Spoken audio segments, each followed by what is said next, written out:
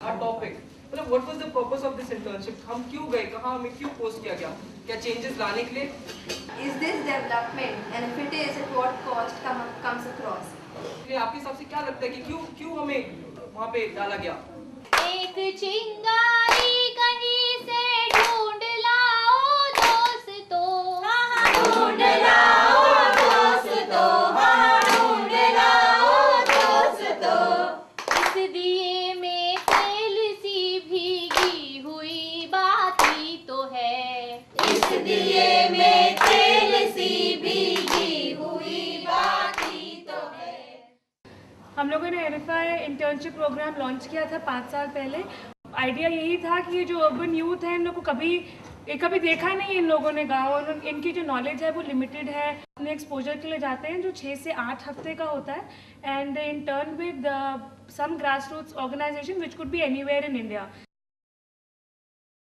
मेरा जो एक रीज़न था इसे ज्वाइन करने के पीछे, इसकी काफ़ी बार सुनने में आता है कि हम लोग जो दिल्ली में रहते हैं, जो सिटीज़ में बड़ी बड़ी सिटीज़ में रहते हैं, उन्हें क्या पता कि स्थायी जो ग्राउंड रियलिटीज़ क्या है। So I decided to go out, preferably in a rural area, or at least somewhere I had not been before, and see what this rural, like actual India is. So I didn't want to serve anyone. I didn't have any interest in the NGO where I was going. I didn't have any damn interest in the village. I This went. is not gonna help you. I went because I just wanted that certificate and I wanted to utilize the summer break I had. I always wanted to do something at a rural level, and I think Narmada Bachao Andolan was the best opportunity that I was given. Idea ये है programme का कि इनकी selection होगी interns की। एक हम लोगों ने एप्लीकेशन फॉर्म बनाया, उसके बाद इंटरव्यूज़ लेते हैं जिसके थ्रू हम इनको सिलेक्ट करते हैं, और following which there is orientation. जब मुझे पहली बार पता चला कि कुछ तो ओरिएंटेशन प्रोग्राम है, ओरिएंटेशन नाम से तुमको पता चल जाता है कुछ तो ओरिएंट करने वाला है तुम्हारा दिमाग। सब लोगों से बातचीत हुई हमारी, हमको अलग अलग टाइप्स के गेम सीखने को मिले वहाँ पर, और उस गेम्स के दौरान हमको ये सीखने को मिला कि सोशल हम लोग जहाँ जिस जगह पे जाने वाले हम लोग को कैसे रहना पड़ेगा। One incident that I would like to talk about that happened during the internship was that I went to this village where apparently they don't send girls to study after class 8. मतलब 8 तक लड़की पढ़ेगी, उसके बाद वो घर बैठेगी। So हम लोग जा रहे हैं उस विलेज की तरफ, and there were 2 guys with me also on the internship, and they are all telling me that Tavleen, we'll use you as a model to say कि देखो ये पढ़ी है तो कहाँ तक ये पहुँची है। So now we are sitting over there and I'm talking to the lady of the house, the mother of this young man, and a cricket match is going on. The guy is watching the match, and I'm trying to tell her कि क्यों नहीं आप भेजती हैं this and that। तो उसने मुझे बड़े अच्छी तरह बताया कि मेरा बेटा 10th पास है और मेरी बहू भी 10th पास है। तो हम लाइक बहू 10th पास है तो अच्छी बात है ना, वो कोई गंदी अच्छी नहीं है क्या बहू? एंड शी वाज लाइक अरे बहुत अच्छी है मेरी बहू। Now suddenly this man turns पीछे एंड ही इज लाइक किसने कहा वो अच्छी है? And we were all a bit zapped you know, and I am like तुम्हारी माँ ने कहा अभी कि वो अच्छी है। ही लाइक मैं कहता हूँ वो अच्छी नहीं है, मेरी माँ को नहीं पता। एंड वी आस्क्ड हिम कि क्यों नहीं अच्छी? ही लाइक क्योंकि वो पीछे से जवाब देती है, वो इसलिए नहीं अच्छी। So it is at that point of time that I realized 2 different upbringings in the same country. Like when I speak, I've never questioned this right. I've never thought कि मैं मुँह खोलने से पहले भी like somebody will be thinking कि मैं बोल क्यों रही हूँ. So that very basic right of speaking for a woman is also questioned in places. I don't think it's a right that should be taken for granted. I worked in a village called पास्तेंगा Sikkim में, और वहाँ पे मेरा काम था basically document करना उस जगह के बारे में। द डे बिफोर लिविंग मेरा फेयरवेल था, एंड फेयरवेल हुआ, उन्होंने अपने ट्रेडिशनल नाच गाना वाना किया और बहुत बड़ा इमोशनल सा सीन हो गया। उसके बहुत गिफ्ट्स मिले, इन्यूमरेबल गिफ्ट्स, कभी लाइफ में नहीं मिले होंगे। और मैं रात को बैठ के अपने रूम में वो गिफ्ट्स खोल रहा था, and suddenly there was this girl, 5-year-old girl called Sumi, and she gave me a teddy bear and a letter. जब मैंने टेडी बेयर को देखा तो मैंने देखा ये तो नया नहीं है, ये तो उसकी नाक टूटी हुई है, उसके कान में भी छेद है, एंड इट वाज डर्टी। तो आई डिडंट अंडरस्टैंड कि ये क्यों उसने मुझे दिया। So I opened the letter and I started reading it, and the letter went something like this. I don't recall the exact words, but उसका essence ये था कि आप हमारे गांव में आए काम करने, आपने काम किया, आप मेरे भाई की तरह हैं, इसलिए मैं आपको सबसे प्यारा, सबसे दिल के सबसे पास वाला गिफ्ट दे रही हूँ। ये मेरी माँ ने मुझे दिया था जब मैं 2-3 साल पहले, बट अब मेरी माँ इस दुनिया में नहीं है।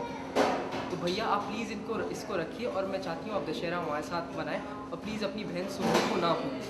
And I was like in tears. में समझ नहीं आ रहा था कि कितना बड़ा दिल था उस 5 साल की छोटी सी लड़की का। तो उसने अपने दिल का सबसे क्लोज गिफ्ट जो है वो उठा के उसने मुझको दे दिया। I went to a village. Its name is Amthagur. It's a very remote village, and the people in there are very poor. So the Swiss company actually like donated them a sum of 35 lakhs, and they gave them that money to build a micro hydro project. And these people were like, they were not happy that they got electricity, and I just asked them, and their reply was, भाई साहब हमें खाने के लिए मिलता नहीं और आप हमें क्या कहते हैं बिजली दे रहे हैं, हम इस बिजली का करेंगे क्या?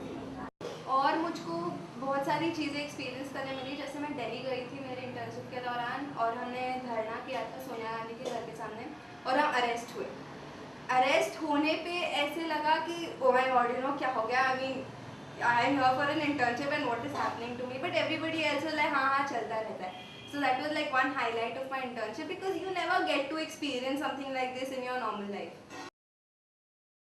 When I started working in that village, this perception totally changed, and I really started feeling bad and I started feeling guilty, and I was ashamed of myself कि for such a self-centered reason I went for something as good as this, something as nice as this. And in those 24 or 25 days, I just changed. I was a new person. That for me it wasn't like a dramatic change कि मैं पहले कुछ थी अब मैं बिल्कुल अलग हो गई हूँ। मेरे लिए थोड़ा सा परसेप्शंस में थोड़े होराइजन्स ब्रॉडन हुए, पता चला कि अपने से भी आगे कुछ और है। जो सोचा था जिसके बारे में सुना था वो देखने को मिला, and somewhere at the back of my head my perception started changing. I started questioning my old beliefs. Exactly. One thing that has changed in me is that I have learned to adjust with everything. From my internship, I feel that my perception has changed for Northeast. Now I see that Northeast is, we should look it from civilian angle, not from military angle always. This internship for me changed me a lot. It made me value things more. Programme तो हम लोगों ने 5 साल पहले launch किया था, तो सिर्फ दिल्ली में था, लेकिन आइडिया ये था कि हम लोग इसको एक यूथ मूवमेंट की तरह देखें और प्रोग्राम को और भी स्टेट्स में लेके जाए। इस आइडिया से, इस स्ट्रैटेजी से हम लोगों ने एक्सपैंड किया। पिछले 3 साल से प्रोग्राम CYDA पुणे में के पार्टनरशिप में भी चल रहा है। वो वाला प्रोग्राम बिल्कुल पैरेलल है NFI के प्रोग्राम के साथ, जिसको CYDA पुणे यूनिवर्सिटी स्टूडेंट्स के लिए इम्प्लीमेंट कर रहा है। I believe that this internship program helps youths like me. We youths have nowadays become very materialistic, and whatever the things that we have seen, whatever the media has shown us, whatever the things we get, it's like somebody else's opinion, and then we make our own opinions, but then we never go to the field and find out what's the real thing, and we don't make our individualistic opinion. So that's a very basic difference between going for an internship and making your own individualistic opinions, and between a secondary opinion that you get from somebody else. युवाओं के लिए ये internship इसलिए ज़रूरी है क्योंकि युवाओं के लिए एक नया अपॉर्चुनिटी मिल रहा है, जो आज तक वो टीवी या मीडिया के ज़रिए इन सारे चीज़ों को देखते थे, बाहर के समाज को देखते थे, और जब वो युवा जब मौका है वहाँ पे उस जगह पे जाके जब वो उस हालात को अपने नज़रिए से देखते हैं, अपने आँखों से देखते हैं, तब उनका एक नया नज़रिया बन जाता है, उनका एक वैल्यू सिस्टम, एक नया सिद्धांत हो जाता है। My parents' reaction was actually the only scare is, you know, that she should not be scarred for life. Whatever experience that she has, she should not, you know, as parents, our duty is to protect her.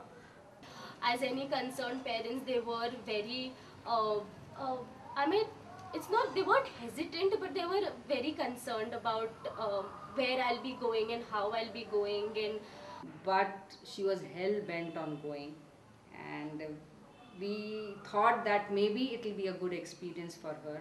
so it did take a lot of convincing on my part. And it was basically because of her jidd that we sent her. उसके बाद हम लोग एक debriefing करते हैं जिसमें लोग अपना एक्सपीरियंस शेयर करते हैं सब लोग, which is finally followed by a convocation. इस बार हम लोग इस कार्यक्रम के लिए यहाँ इकट्ठे हुए हैं, तो हम लोग का मकसद ये था कि यूजुअल कॉन्वोकेशन और सर्टिफिकेट्स देने के अलावा भी कुछ करें। तो हम लोगों ने एक यूथ कॉन्फ्रेंस किया है ये, जिसमें पूना के इंटर्न्स और दिल्ली के इंटर्न्स साथ में बैठे, और साथ में हम लोग दिलवारा में काम कर रहे हैं NFI के तहत एक कम्युनिटी डेवलपमेंट प्रोग्राम पे। वहाँ पे हम लोगों ने एक यूथ रिसोर्स सेंटर बनाया है, तो वहाँ के यूथ को भी बुलाया था। Idea was to see how rural youth and urban youth can come together on a platform, learn from each other and how do they look at things. जो अपने जैसे सब स्टूडेंट्स को NGO के साथ रखते हैं, जिससे आपको कुछ सेंसिटाइज होते हैं।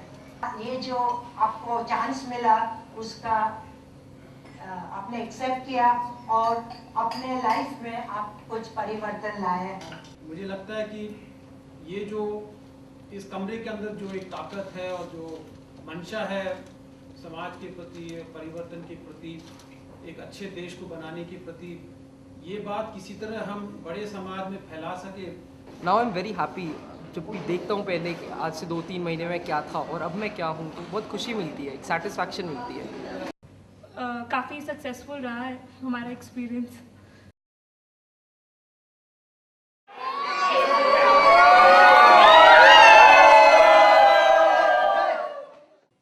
सिर्फ हंगामा खड़ा करना मेरा मकसद नहीं, हाँ हाँ मेरा मकसद नहीं, हाँ हाँ मेरा मकसद नहीं।